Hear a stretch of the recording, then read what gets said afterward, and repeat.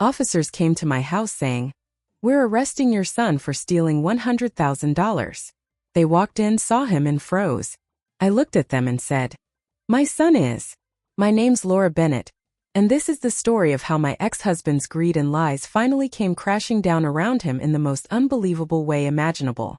It all began 4 years ago, right after I divorced Eric Dawson. We'd been together for 15 years and I honestly thought we had a good thing going. We had a nice home in the suburbs of Denver, Colorado. Eric worked as a financial advisor at a big firm downtown, and I was a pediatric nurse at the Children's Hospital. Our only child, Ethan, was born with cerebral palsy. He's 18 now, uses a wheelchair, and despite everything he's been through, he's one of the sharpest, most determined kids you could ever meet. The divorce, though, that was ugly. I found out Eric had been cheating on me with his secretary, Rachel Myers, for 2 years. When I confronted him, he didn't deny a thing. Instead, he sneered and said he was tired of playing house with a cripple, meaning our son. Those words still make my blood boil to this day. During the divorce, he did everything he could to avoid paying child support. He claimed Ethan's medical bills were overblown and accused me of milking the system. He hired the priciest lawyer in town, William Cross, and together they tried to paint me as some bitter ex-wife who wanted to drain him dry. What infuriated me most was how he downplayed Ethan's needs. My son needs regular physical and occupational therapy, adaptive equipment, daily meds, and constant medical appointments. The expenses add up fast, but Eric acted like I was demanding luxuries instead of essentials for our child's health. In the end, the judge gave me primary custody and ordered Eric to pay $3,200 a month in child support, plus half of Ethan's medical costs. Eric was livid. He stormed out of court yelling that he'd find a way to get around it. I should have known he meant it.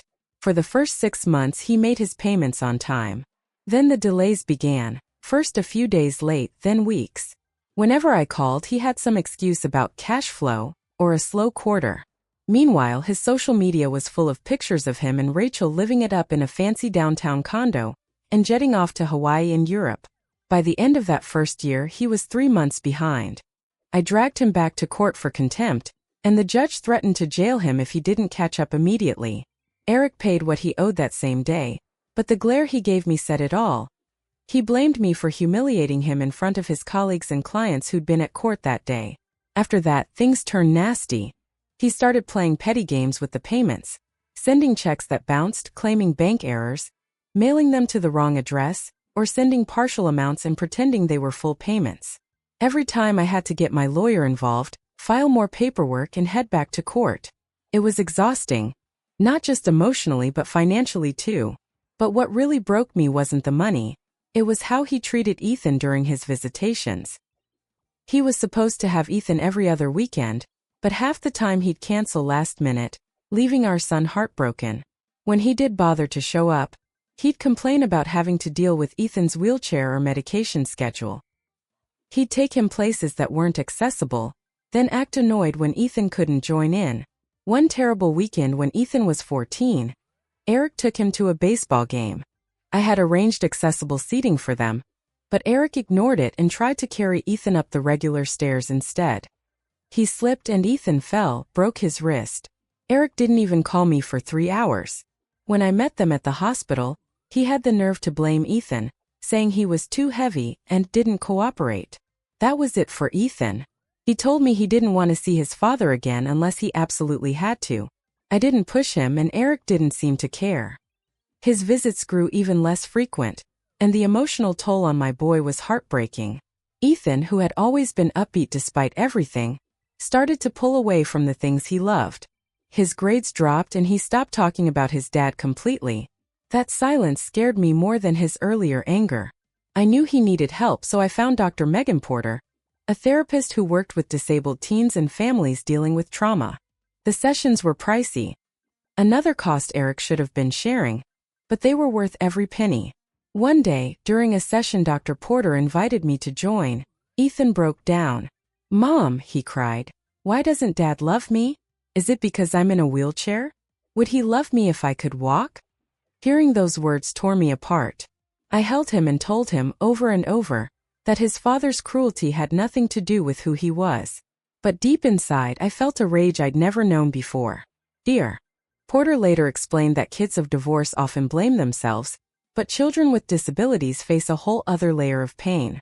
Ethan wonders if his condition is the reason his father left, she said quietly. That kind of thinking can deeply damage his confidence and relationships later in life. Over time, therapy revealed just how much harm Eric had done.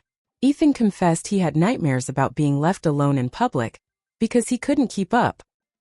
He'd grown terrified of asking for help, worried people would see him as a burden, just like his father did. Then, one evening about 6 months into therapy, he asked me something that nearly broke me in half. "Mom," he said softly, "do you ever wish I was different? Do you ever wish I didn't need so much help?" I sat beside him, took his hands and looked him straight in the eye. "Ethan James Bennett," I said, using his full name the way I used to when he was little and needed to listen. "You are exactly who you're meant to be. Your disability doesn't define you.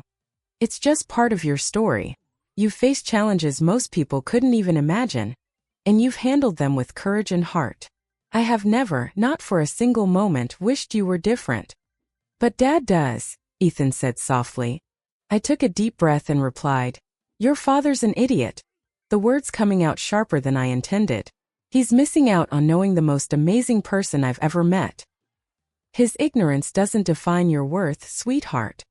Around that time, I started noticing something about Eric's behavior that went beyond his usual avoidance of child support. During the rare moments he actually called or texted Ethan, his questions started sounding strange. He'd ask things like what kind of medical equipment we'd recently bought, which specialists we were seeing, and whether insurance was covering certain treatments. At first, I wanted to believe he was finally taking an interest in our son's health. But the way he asked, so precise, almost like an accountant tallying figures, made my stomach twist. It wasn't curiosity born of concern. It was the same controlling tone he used back when we were married, always questioning how I spent money on groceries or household bills. I mentioned it to my lawyer, Jennifer Collins, during one of our meetings about his growing child support debt. She frowned and said, "That's odd. Has he asked for any medical documents?" I paused, then realized yes, he had. Eric had requested copies of Ethan's most recent MRI scans and physical therapy reports, claiming he wanted them for his records. I'd sent them over without thinking much of it, hopeful it meant he was finally trying to be a responsible parent. Jennifer's brow furrowed. "That's not normal," she said. "He's never cared before. Why would he suddenly need detailed medical files now?" That question stuck with me, and later it would end up being the key to exposing what Eric was really up to. Meanwhile, his manipulation tactics became more polished, more deliberate. When he fell several months behind on payments, he started sending Ethan expensive gifts, top-of-the-line gaming systems, designer sneakers, fancy headphones, the works. Ethan would roll into the kitchen holding some $300 gadget, his brow furrowed, asking why his dad could afford luxury items but couldn't pay for therapy. Each gift came with a note that was practically dripping with emotional bait. "Sorry I haven't been around much. Work's been crazy, but I'm thinking about you. Love, Dad." Or, "Hope you like this, buddy. I'm trying to get back on track financially." Dr. Porter saw through it instantly. "Classic manipulation," she explained.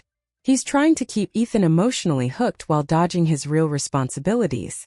These gifts create confusion. Ethan feels grateful, even guilty, which makes him less likely to question his father's absence. And it was working, at least for a while. Ethan began defending Eric when I expressed frustration. "Maybe Dad really is struggling, Mom. He got me this new tablet, so he must care." That broke my heart, but it also told me I needed to step in and help Ethan see the truth. One evening, after another extravagant package arrived, a $400 drone this time, I sat him down. "Ethan, honey," I said gently, "we need to talk about your dad's behavior. When someone keeps skipping out on their responsibilities but occasionally throws money at fancy gifts, it's not generosity. It's manipulation." He looked at me, puzzled. "What do you mean?" "Your father owes $52,000 in child support right now," I said calmly. "That money is supposed to help pay for your food, your therapy, your medical needs, everything that keeps you healthy and comfortable. Instead, he's buying gifts that cost hundreds of dollars. If he can afford that, why can't he send the $3,200 a month the court ordered? I watched as the realization dawned on him. Confusion gave way to understanding and then to quiet hurt. So, the gifts aren't really because he loves me? They're just to make me forget about everything else? The gifts might come from some kind of love, I said carefully, but the pattern is wrong. A parent who truly cares handles the essentials first: the food, the care, the roof over your head. Luxuries come after. Your father's doing the opposite, and that's not love, it's control. That conversation changed everything. From that point on, Ethan started seeing through Eric's games. He questioned his father's motives more critically, and stopped defending him when the topic of money came up. But Eric, being who he was, didn't give up. When guilt-tripping with gifts failed, he switched tactics and tried to turn Ethan against me. During one of his rare phone calls, he told Ethan that I was brainwashing him and living off his hard-earned money. He claimed that the child support payments were excessive, and that I was exploiting Ethan's disability to get rich. But by then Ethan was 16 and a lot sharper than his father gave him credit for. He hung up mid-call and came straight to me. "Mom," he said, visibly upset. "Dad just told me you're stealing his money and using my condition to get more. He said you're lying about how much he's supposed to pay." I was furious, but also proud that my son had trusted me enough to come straight to the source. "Would you like to see exactly where that money goes?" I asked.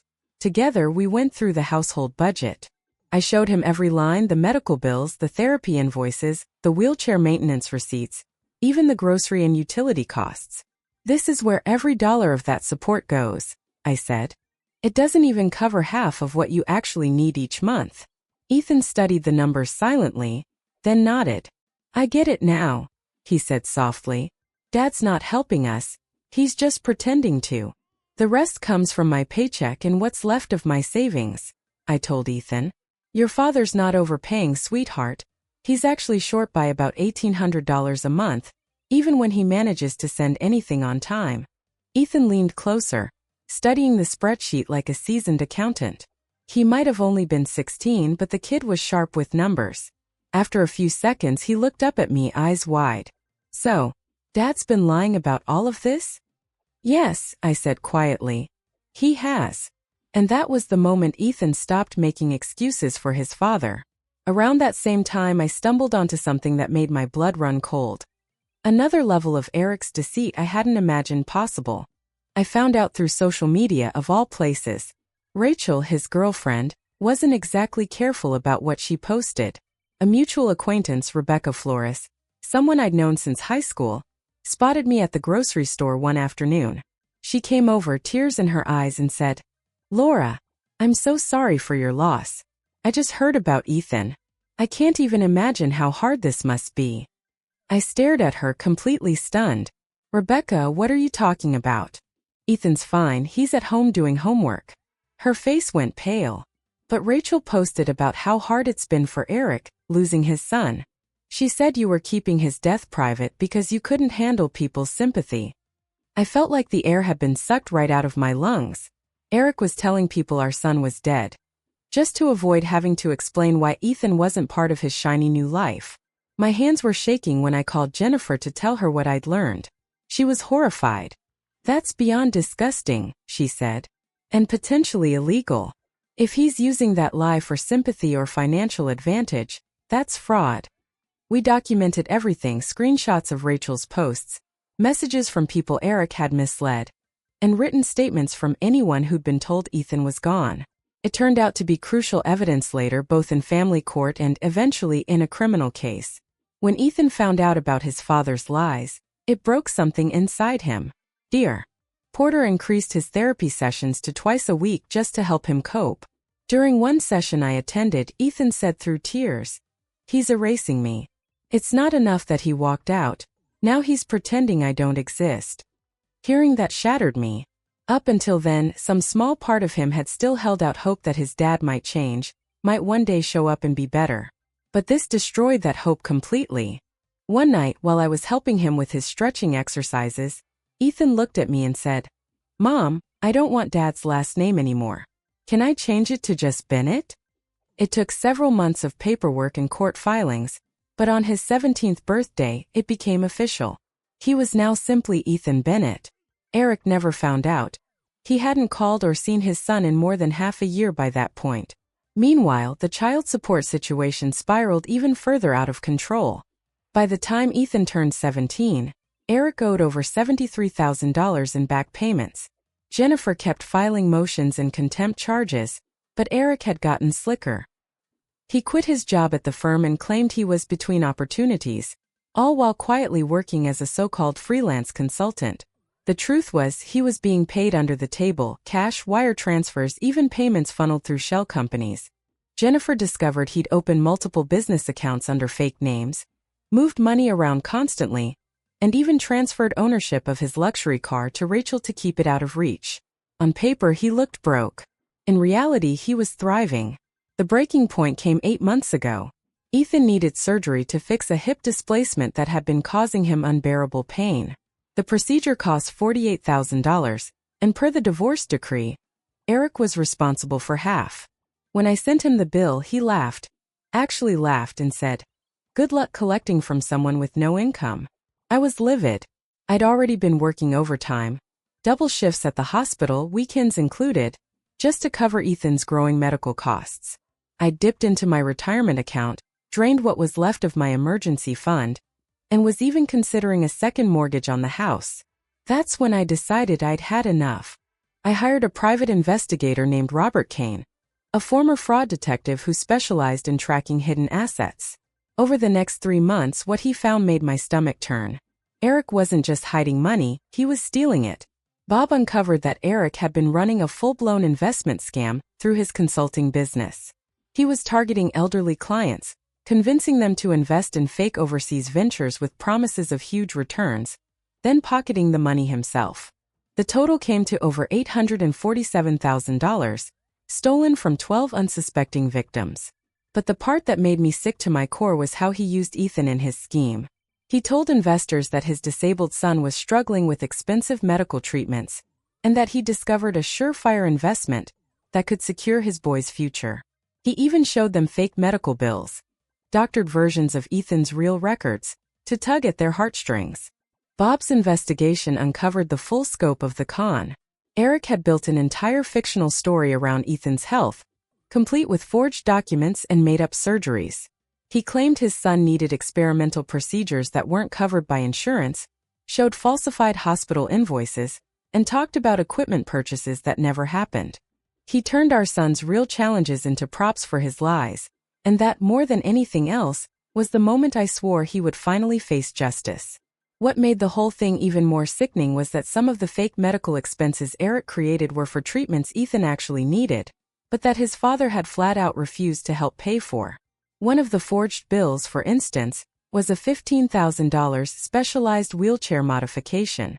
In reality, Ethan was still stuck using an old, uncomfortable chair because Eric wouldn't contribute a single cent toward the new one his therapist had recommended. Bob soon discovered that Eric had taken his deception even further. He'd created fake email accounts pretending to be Ethan's doctors, using them to send frantic messages to investors about Ethan's declining condition and urgent need for life-saving treatments. When Bob showed Dr. Karen Mills Ethan's real neurologist the fake emails using her name and license number, she was horrified. "This isn't just insurance fraud," she told me firmly. "It's identity theft, and it's a terrible violation of Ethan's privacy and dignity.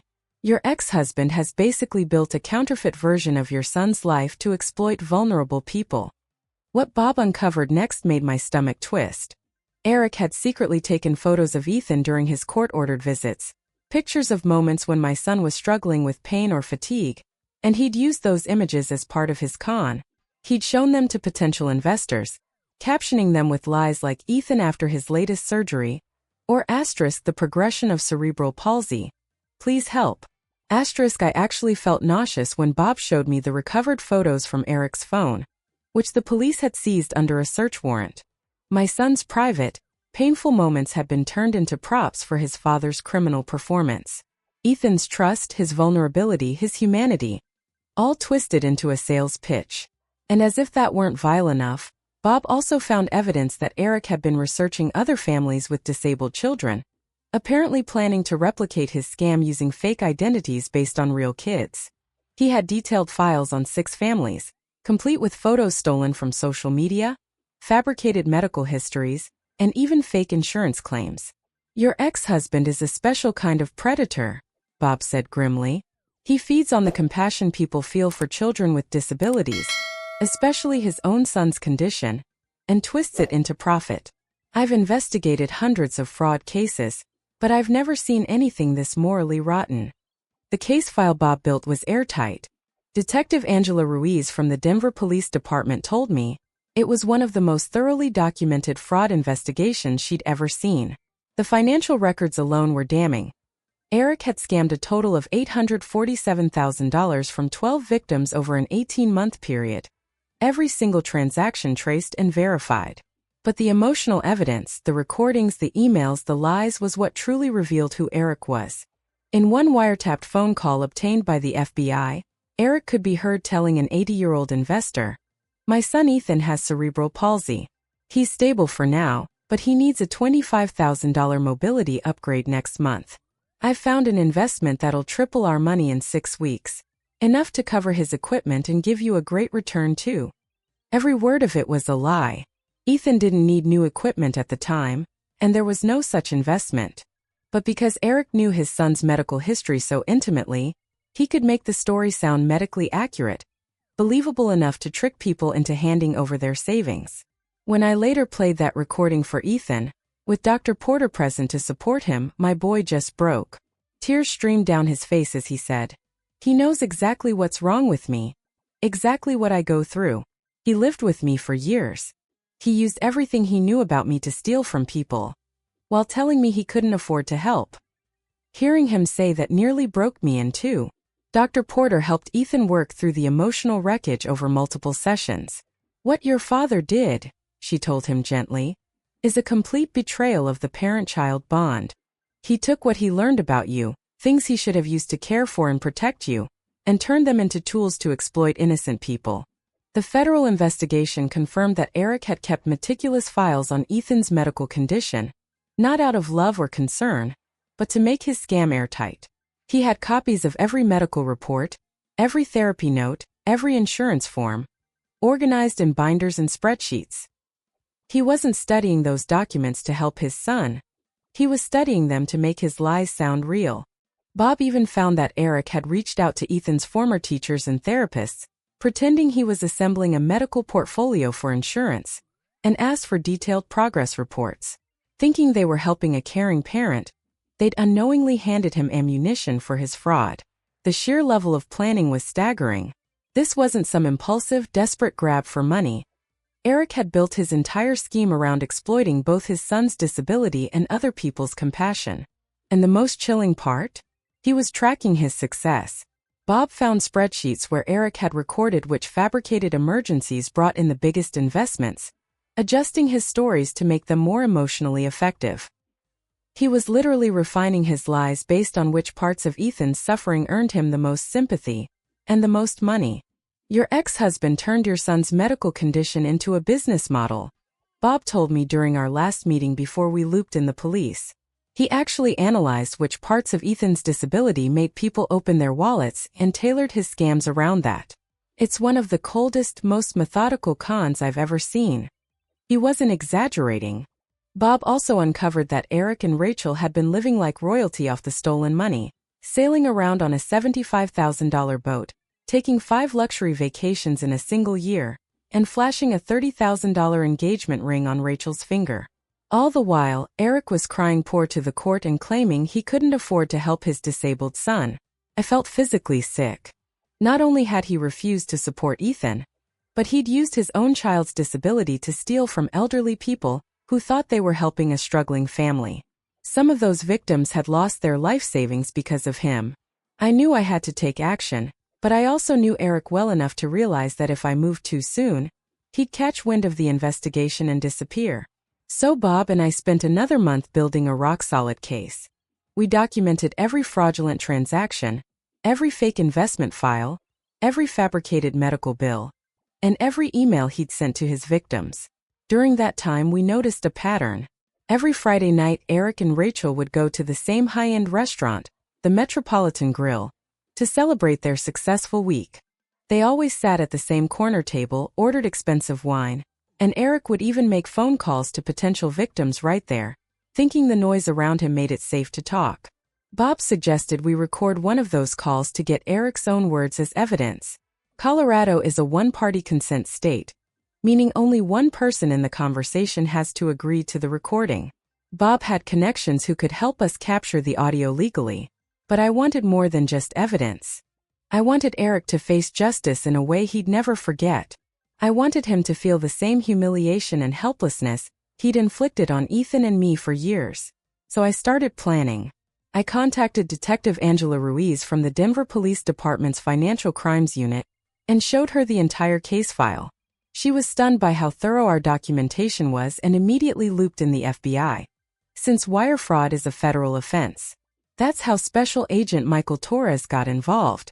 After reviewing the evidence, he confirmed they had more than enough to arrest Eric on multiple felony charges. But I had one request.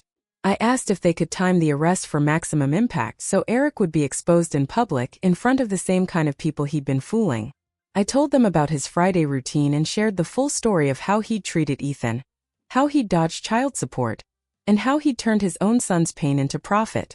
Detective Ruiz, who mentioned she had a disabled nephew, didn't hesitate. She coordinated with Agent Torres to set the arrest for the upcoming Friday, March 15th. Bob confirmed that Eric and Rachel had dinner reservations at the Metropolitan Grill for 8 p.m. That afternoon, everything was ready. At 7:30, I called Eric, my voice trembling just enough to sound believable. I told him Ethan had suffered a seizure and was asking for his dad. I begged him to come right away. Eric, wanting to play the hero, or maybe just to look like a caring father if anyone found out, said he'd be right over. I could hear Rachel in the background asking if she should come, and he told her to head to the restaurant without him, promising he'd meet her there once he'd checked on the kid.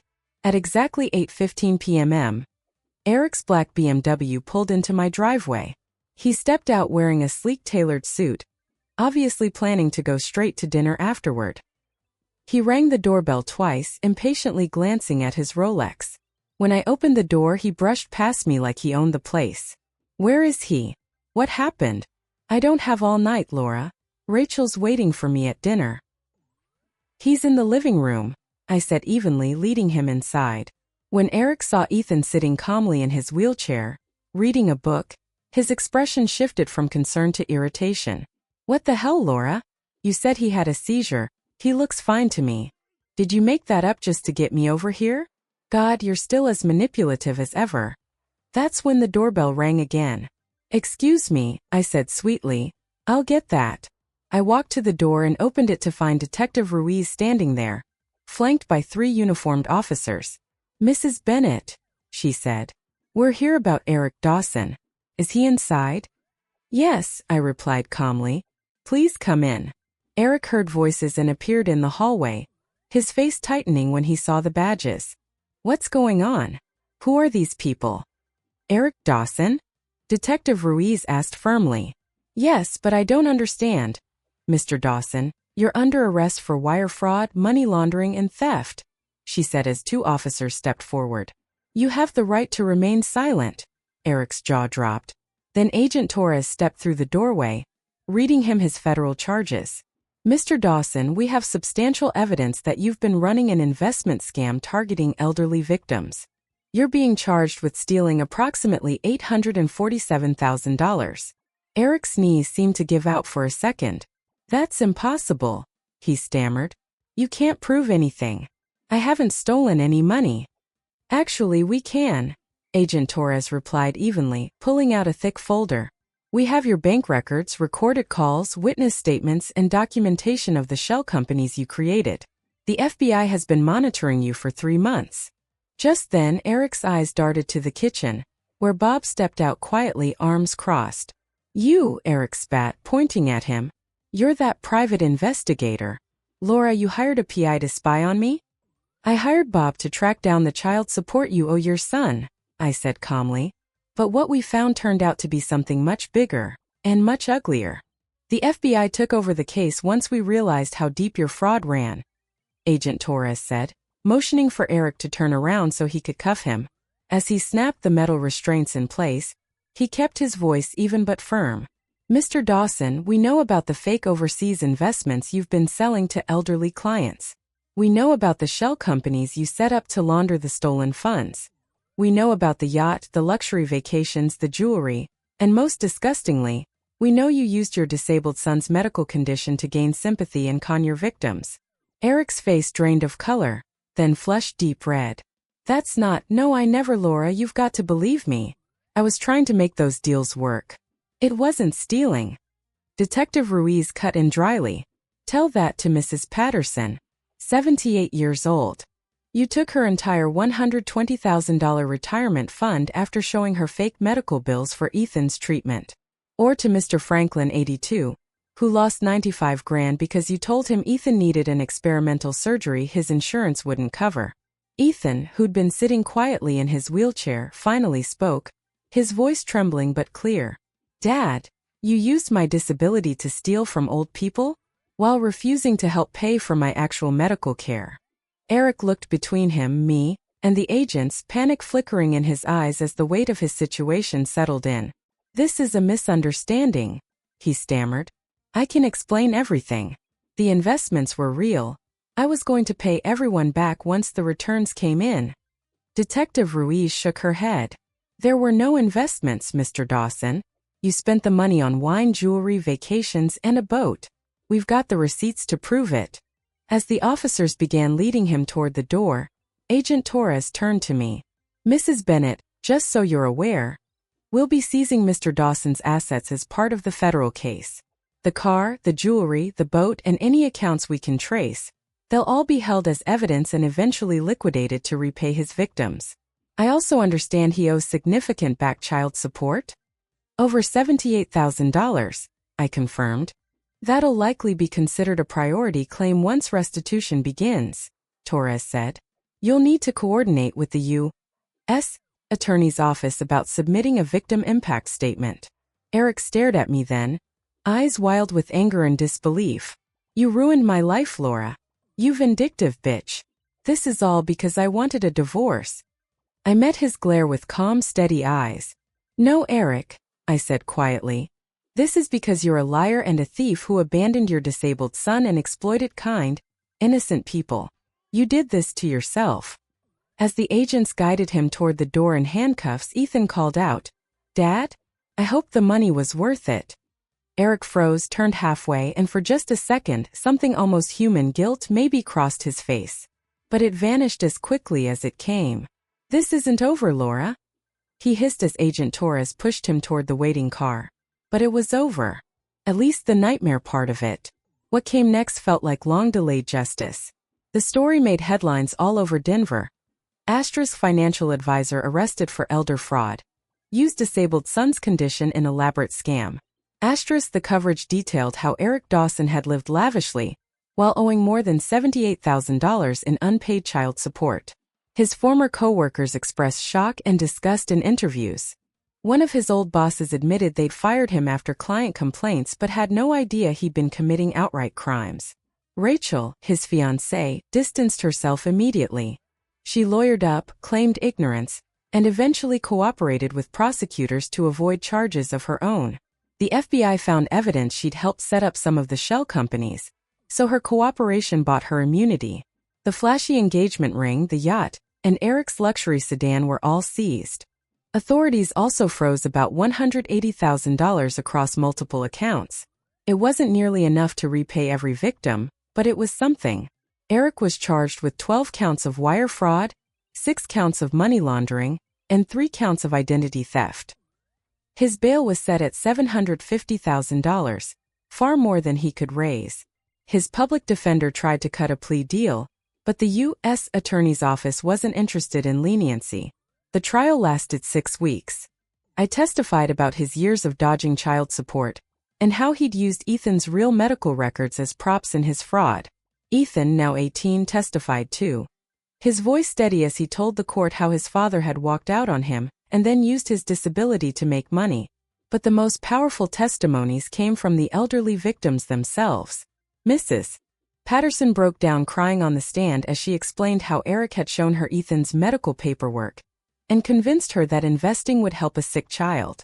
Mr. Franklin told the jury Eric had looked him in the eye and said his son needed $50,000 for an experimental procedure not covered by insurance. The jury didn't take long.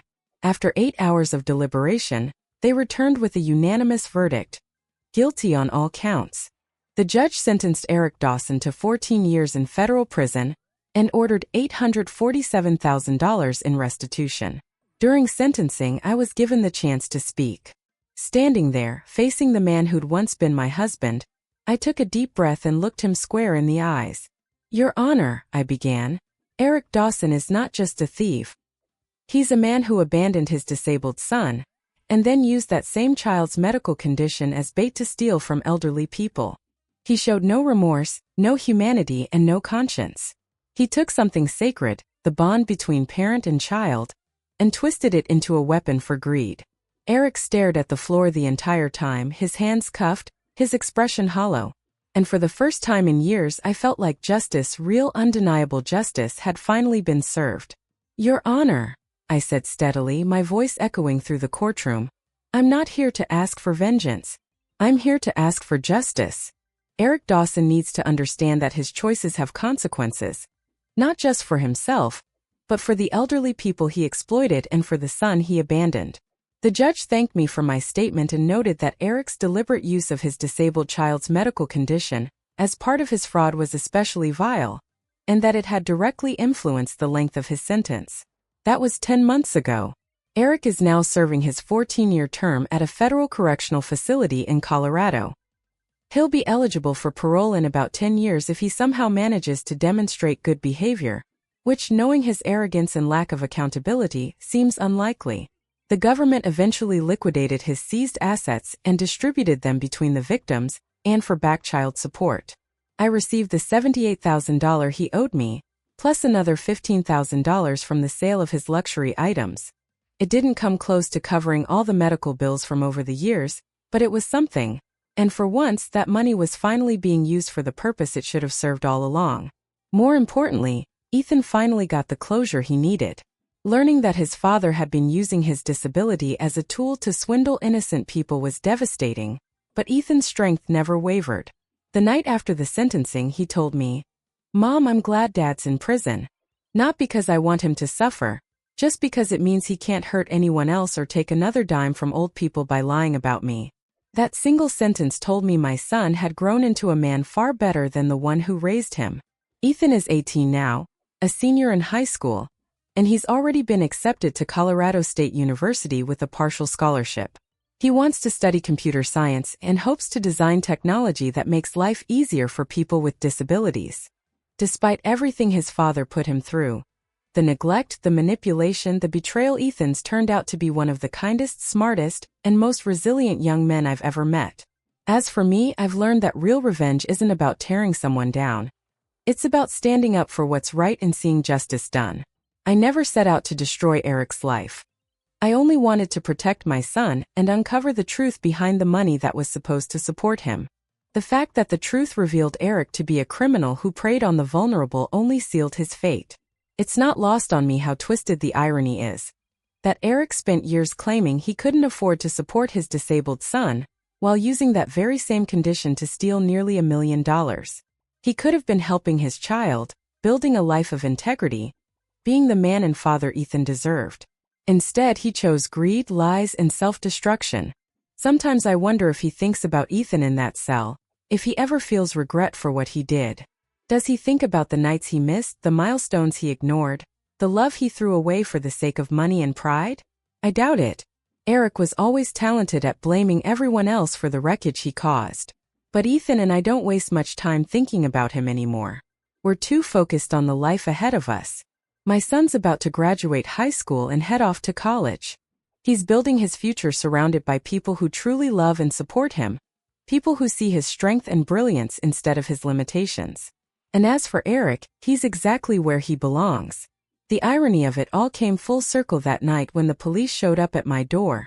They had expected to arrest a young man accused of robbery, but when they saw Ethan sitting there in his wheelchair, they were stunned. Instead of finding a criminal, they found the real victim. A disabled young man whose own father had twisted his condition into a money-making scheme. When Detective Ruiz asked me to confirm who Ethan was, I said, "He's the boy his father used to steal from innocent people. And he's also the strongest person I've ever known." That night, justice was finally served. Not through revenge or bitterness, but through truth and accountability. Eric Dawson got exactly what he deserved, and Ethan got something far more valuable than vengeance: peace. The best part is he no longer has to dread empty promises or disappointing visits from a father who saw him as either a burden or a prop. He's free now, free to focus on his future, to chase his dreams, and to live without that shadow over him. Sometimes the universe really does balance the scales. And this time it did it perfectly.